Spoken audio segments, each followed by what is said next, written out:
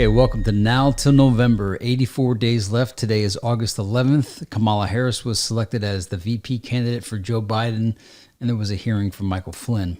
Today's episode is a recap of 2020. I've been keeping track of the media news stories all year from January 1st to present day. I'm going to share this document with you. You're going to see how voluminous this thing is and the insight that it provides us as we could see the entire story unfold.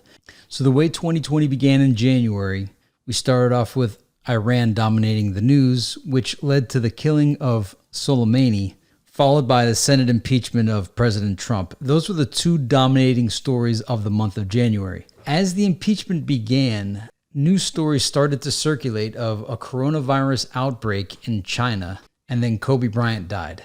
USMCA was passed, as was Brexit. February. The major stories of February were Donald Trump found not guilty in the impeachment and the coronavirus beginning. The Super Bowl also happened, and the majority of the month of February was dominated by elections for the Democrat primary, as well as the debates for the Democrat primary and campaigning in general. The major shift begins after the impeachment verdict happened, and that's when the coronavirus kicks in.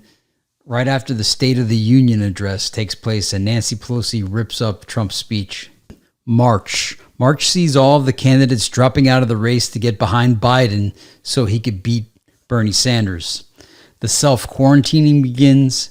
The pandemic is declared. Italy locks down. Weinstein sentenced to 23 years. The stock market crashes big time, like multiple record-setting days of crash. A national emergency is declared. The borders close. Events start getting postponed, and the coronavirus event as we know it is now in full swing. April. By now, celebrities are making strange posts on social media and they're self-quarantining. This whole event was supposed to have been done by Easter, but it still continues, and no major conspiracy moment takes place as predicted by the conspiracy theorists for Good Friday and Easter.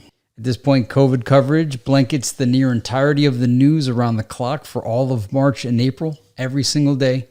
Bernie Sanders drops out of the race. People in Michigan and Texas start protesting the lockdowns, and the Tara Reade Joe Biden story starts gaining some traction. May begins the turning point. Joe Biden seems finished after he can't explain Tara Reade correctly on numerous shows and starts forgetting his lines, and it seems like he has dementia. And then later on in the month, he makes his biggest foul when he's on with Charlamagne the God and says, "Y'all ain't black" on May 22nd. Now, this lasts only a few days, and lots of support starts dropping for Joe. But all stories, including coronavirus, go away starting on May 26, when George Floyd is killed, and nationwide protests and riots ensue, and people forget all about Tara Reade and Joe Biden's blunders and the coronavirus. June. The protests and riots continue from back in May, on May 27th, and then they start dying down around June 14 after the Atlanta riot. Defund the police turns into reform the police, and then just as Trump announces another rally, suddenly coronavirus makes its way back into the news. During the majority of the protests and riots, there wasn't much COVID coverage, and then statues start getting removed as well in June. And Black Lives Matter dominate the news. July. Ghislaine Maxwell is arrested. Trump wishes her well eventually. Trump does a 4th of July speech at Mount Rushmore. The Russia bounty story lasts a couple days. Roger Stone is pardoned. The Wayfair human trafficking conspiracy theory happens. And because the coronavirus coverage picks back up, Trump has to cancel the RNC convention in Jacksonville. And he starts endorsing mask wearing. Federal agents start clashing with protesters, and William Barr testifies, and doctors say that HCQ works, but they get character assassinated. Here we are in August, and the major topic has been if schools should reopen and if sports should come back.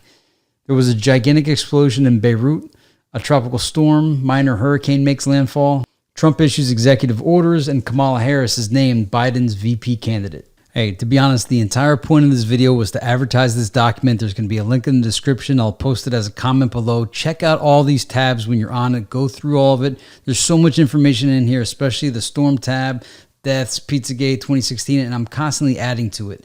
So make sure you check this out, download it, peruse it, look at it, consume it. I didn't cover all the events that happened. There's so much that took place this year, and it's all tracked here. So thanks for watching. I'll see you tomorrow.